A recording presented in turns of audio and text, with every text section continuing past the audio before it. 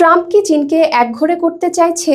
ভেনেজুয়েলায় operation পরম সমাধানের খোঁজে অভিযানের পর মনে হচ্ছে যুক্তরাষ্ট্রের প্রেসিডেন্ট ট্রাম্পের লক্ষ্য এখন ইরান। এই ভেনেজুয়েলা ও ইরান থেকে চীন প্রচুর জ্বালানি তেল কেনে। ভেনেজুয়েলা ও ইরানের সম্ভাব্য পুতুল সরকার বসিয়ে ট্রাম্প চীনকেও জ্বালানি ও বাণিজ্যিক সংকটে ফেলতে চাইছেন। বহুদিন ধরে যুক্তরাষ্ট্রের অন্যতম লক্ষ্য চীনকে অর্থনৈতিকভাবে কাবু করা। এবার সেটা নতুন চেহারা নিচ্ছে তার অর্থনৈতিক সহযোগীদের কাবু করে।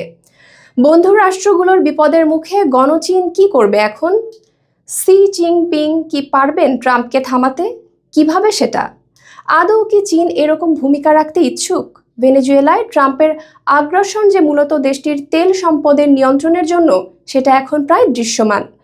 ভেনেজুয়েলার তেলের প্রধান ক্রেতা ও ভোক্তা চীন। 2024-এর ডিসেম্বর নাগাদ চীনের দৈনিক জ্বালানি তেলের প্রয়োজন ছিল প্রায় 16 মিলিয়ন ব্যারেল। বিশ্ব তেলের বাজারে চাহিদার উত্থান মূলত চীনের মাধ্যমে। 2013 থেকে 2023 এ বিশ্ব তেল বাজারের চাহিদা বৃদ্ধির 60% কারণ ছিল চীন। কিন্তু দেশটি জ্বালানি বিকল্প উপায় খুঁজে পেতে শুরু করায় অপরিশোধিত তেলের চাহিদা কমেছে। পরিবেশ বান্ধব উৎপাদন ব্যবস্থাকে অগ্রাধিকার দেয়াতেও খনিজ তেল নির্ভরতা কমাচ্ছিল চীন। পণ্য তৈরির বদলে সেবা খাতের প্রসার ঘটায় জ্বালানি চাহিদার রকমফের ঘটেছে তাদের। তবে এখনও চীন খনিজ তেলের প্রধান বিশ্বভোক্তা।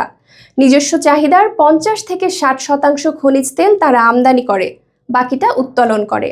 তেল মজুতে তারা বিশ্বে 14তম হলেও ভোক্তা হিসেবে দ্বিতীয়। ফলে এই খাতে এখনও তারা বড় আমদানিকারক।